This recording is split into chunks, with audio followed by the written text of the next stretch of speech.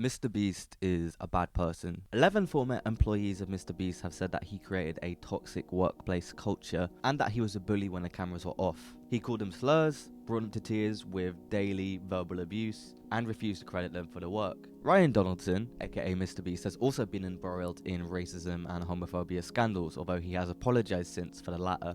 Is he also involved with shady cryptocurrency practices? Possibly. I couldn't possibly say for legal reasons. And what about the rest of his money? Where does it come from? So it's worth noting that Ryan, while he may not have been born a billionaire, started off in the YouTube game as a teenager giving away $10,000 on the street to a homeless guy. 56% of Americans are unable to cover an unexpected $1,000 bill with their savings. So just to have $10,000 at 19 says a lot. We need to dispel the myth that Ryan purely grinded harder than everyone else to the top and didn't come from an at least very comfortably middle class suburban North Carolina family. Although to be fair, if I had $10,000 at 19, I would have almost definitely done some much less philanthropic shit, you get me? So I commend him for turning his side hustle making homeless people dance for money into a multi-billion-dollar multi-franchise empire. I couldn't do that. That just doesn't happen overnight. There's got to be something special about this guy. So aside from his sponsorships, Ryan is funded by Knight Capital, a venture capital firm owned by ex-Fox News boss Peter Chernin. The Chernin empire makes significant profits in Qatar, which is known for its human rights abuses. Speaking of human rights, Ryan continues to work with companies that have proven human rights violations, such as Amazon. However, forget all of that. It does not matter. I don't care. You don't care. What are any of us going to do about it? Fuck all. That's not what we're here to talk about. Regardless of whether or not Ryan Donaldson is a good person, he isn't. Why did we all have such a visceral reaction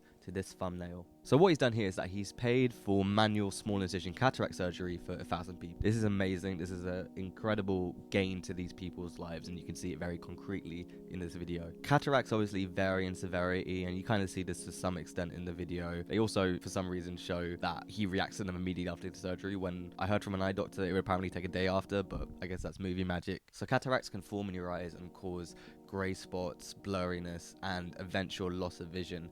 And this affects a lot of older people. It's something that happens to a lot of us as we age, but it can also affect younger people. Now, the cost of this hasn't been released publicly, but let's say even if he paid wholesale for all of these cataract surgeries and there isn't some sort of donation bargain sale for buying in bulk, I don't know. So even if you paid full price for all of these surgeries, that would still come to about a couple of $1 million, which is almost as much as he spent on this Squid Game video. Okay, but how can you be mad at this? I wouldn't care if Kim Jong-un did it. Left's gone mad as these fucking snowflakes. Sure, maybe he should be doing this more often, but how can you actually be mad at people getting their eyesight restored? How can you make this and twist it into something negative? I'm glad you asked. So surgery to remove cataracts is included in medical insurance in the US. It's included even in state insurance. In the video, Mr. Beast is seen donating to cataract surgeries overseas, so we know that it's not just America. But at least domestically, what he's doing is a failure of the state to protect its citizens. These are either uninsured people, they're people who have fallen through the net, who for some reason aren't getting what they deserve to live, to work. He is effectively covering up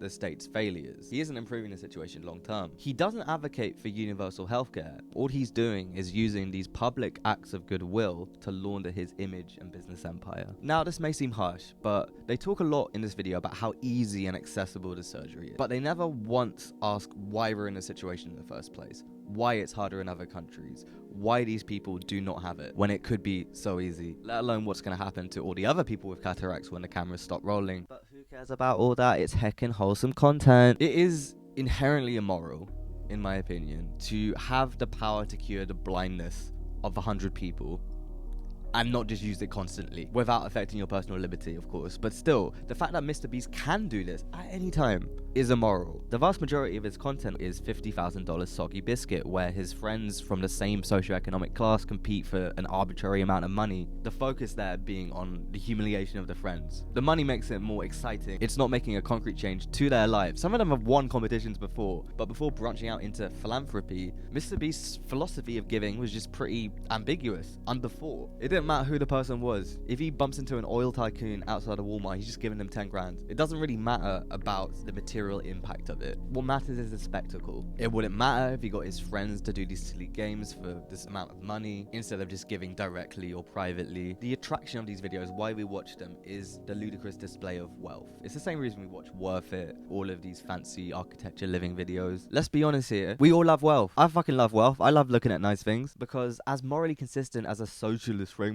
is, What's the point if you can't be dripped out in a Gucci tracksuit? It's everywhere in our culture, right? This love of wealth. Let's be real with ourselves. This is why his videos are engaging. It's not because it's charity. People aren't blowing up Oxfam's comments. It's because of the videos themselves, the spectacle. A non-critical spectacle of inequality. No call to arms, no moral substance. Defenders of Mr. Beast claim that what he's doing is activism, when really these videos do not serve to increase donations outside of the budget of the video. These videos exist to increase the Mr. Beast channel revenue, which is the biggest driver of his profits outside of venture capital. Mr. Beast does not need or really want solutions to poverty. He just wants to film it. These videos are so successful because they are, as we have said, a heckin' wholesome good time. They don't make you feel angry or sad or spurred into action in any way.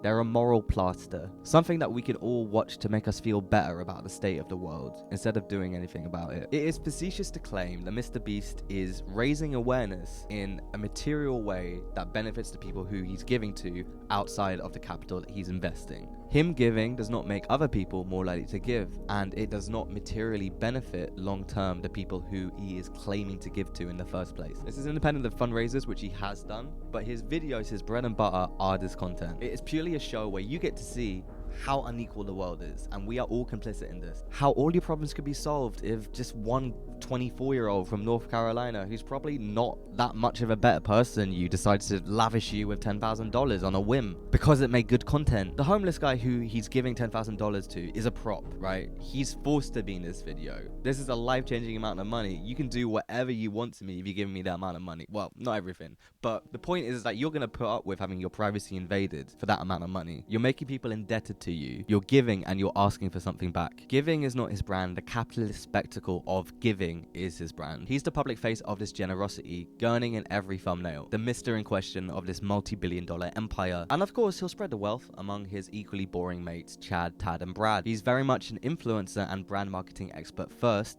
and a philanthropist second. When his philanthropy itself directly funds his public image, his career, and a multi-franchise empire in a way which isn't at all like other charities and other philanthropic efforts, which center the people who need this money. It ceases to be philanthropy, and it starts to be image laundering. There's a scene in the video where Mr. Beast asks this cataracts patient to read a sign in front of him. It's about 15 to 20 feet in front of him, and he can't read it, right? Because he's got cataract. He's got very severe cataract. And it just strikes me as so ghoulish that he's weaponizing this guy's disability against him before he uses his magic fingers to take it away, the last twist of the knife. The video itself is genuinely moving, and that kind of makes it worse. A number on the screen is pretty semantically opaque. You can't immediately see the human benefit, and that's the same thing with a flashy car or however much a pool full of Orbeez is worth. But the title of this video is literally 1,000 blind people see for the first time, which is also a bit misleading because they had varying degrees of sight loss, and for a lot of them it wouldn't be the first time they'd seen something. But anyway, this is literally a biblical power